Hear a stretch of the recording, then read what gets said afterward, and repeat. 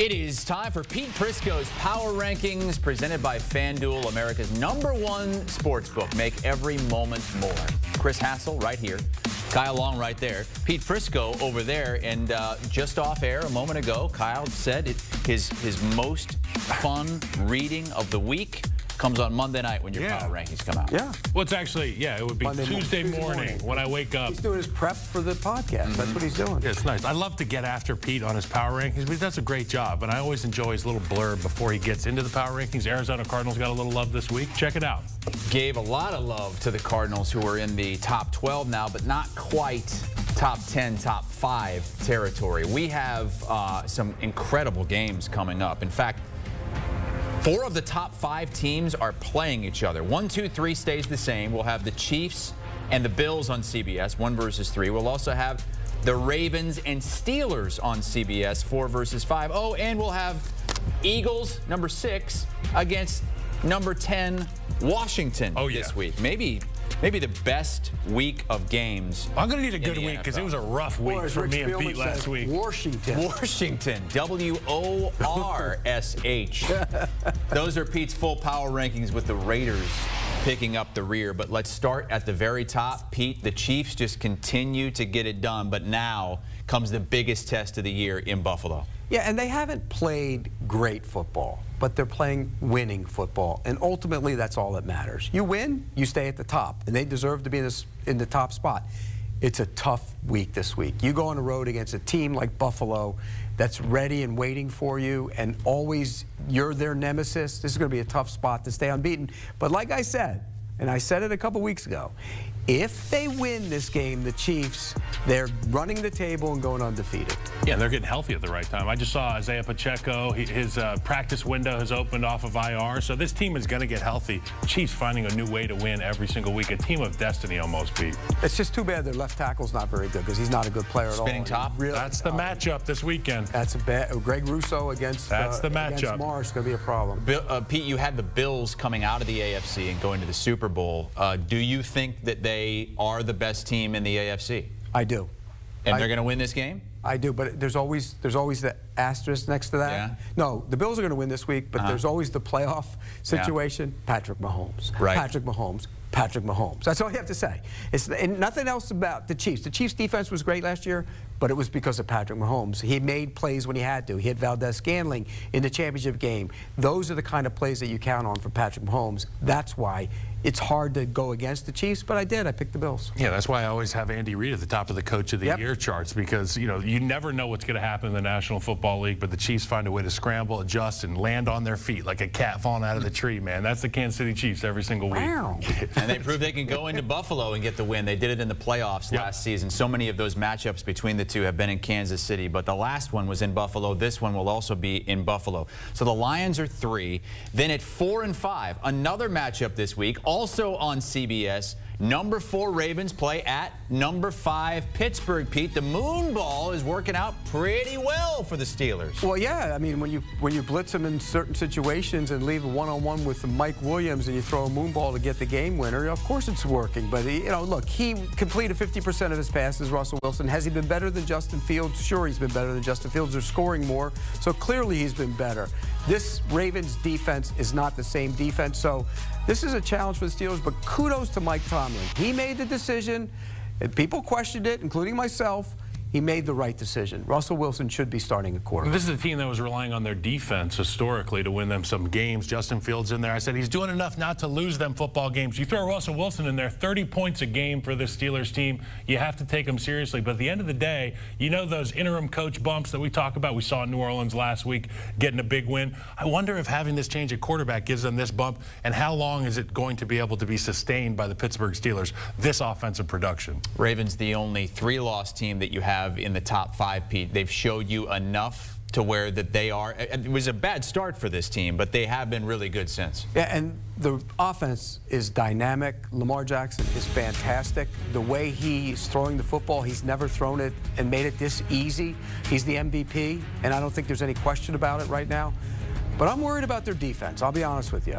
There's things that they've done this year that they don't normally do, giving up all those big plays in the passing game. Guys haven't stepped up. Guys normally you see making all these splash plays around the field, like Roquan Smith hasn't been as good. Matabiki played well last week, but he hasn't been as good. So I think this is one of those situations where maybe they're just feeling their way on defense and they'll get it going. Well, the challenge is this week. You play the Steelers. If that defense is going to show up at any point, it better show up this week. AFC North, this is going to be a battle, a big rivalry. I know we saw them playing a rivalry game recently, but this is the Steelers. This is the team that's at the top. And, you know, I ain't as good as I once was, but I'm as good once as I ever was. That's going to have to be the Ravens' defense against this Steelers team. They're going to have guys like Roquan step up. Guys on the back end make plays that they haven't made this season. The question mark is on the back end for that Ravens team. They're going to need to make some plays. Save this for the picks we do in a little bit. You see the AFC playoff picture right now with the Steelers. Half-game lead on the Ravens, so they would get that bye. Let's move over to a huge game, not the bye, but that game at home in the first round. Move over to the NFC, and we have a game for first place in the NFC East. It's the Eagles and Commanders to kick off the week. Pete, you dropped Washington 6 spots for that loss to the Steelers. Why? Well, it's a home loss for one, and I saw some things in there I didn't like, and that was the real game to me that has to tell you what they are. And they blew a 10-point lead, and so I'm concerned about it. And now you go out on the road again this week. It's a real challenge for this young team. That's a young team. There are some veterans. We talk about the offensive line. There's some veterans on the offensive line, but there's a lot of youth at play on this team.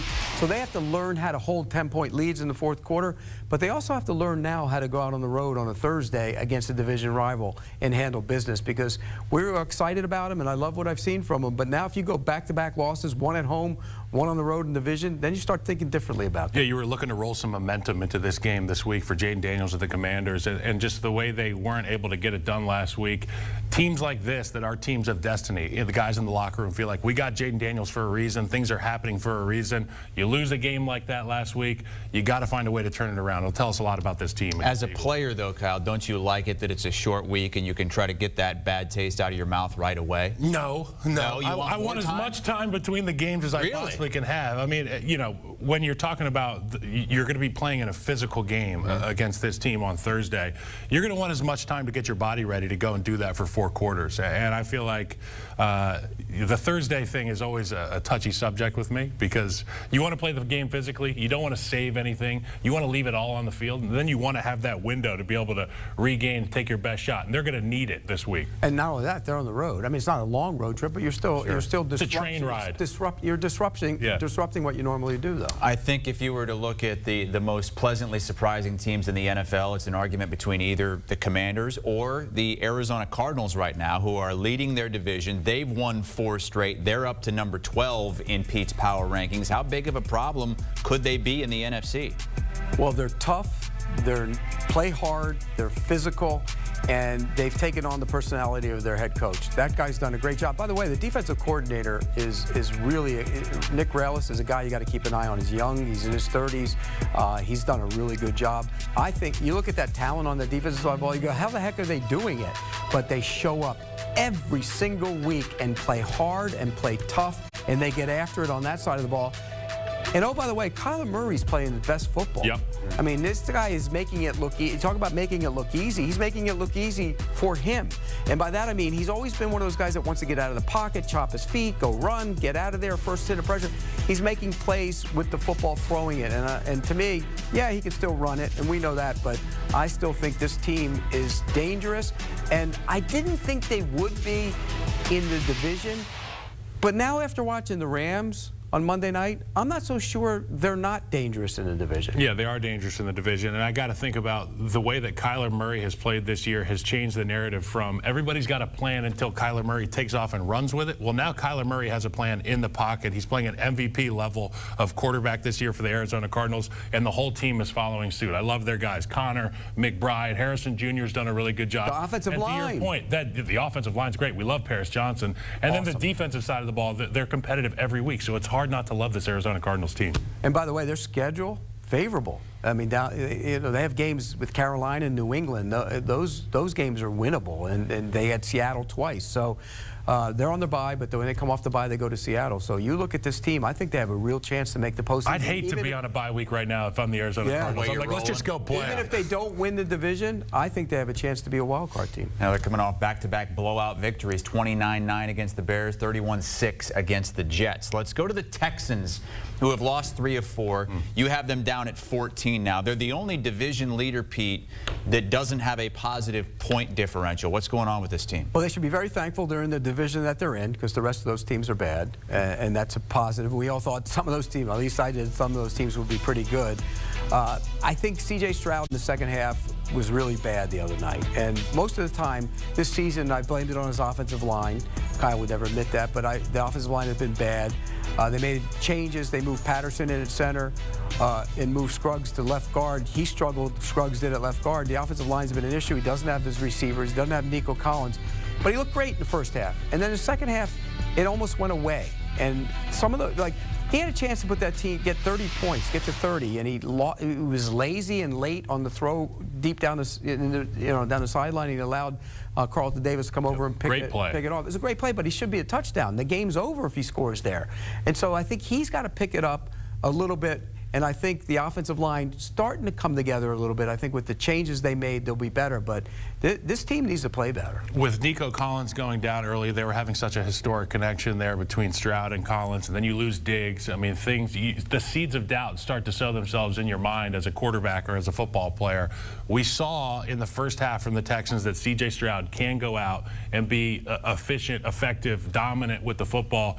To your point, that second half leaves me scratching my head, but it's also you're playing against the Lions. You don't want them to get any momentum. No pass rushers, though. Any momentum. They go out of the half with interception, and you can start to see it happening, yep, Pete. You did. You saw it. Here's the other thing. The play calling, Bobby Slowick last year, everybody anointed him the next great thing. I think the play calling's been a little disjointed the last couple weeks, and you keep trying to run Joe Mixon into the center of that line.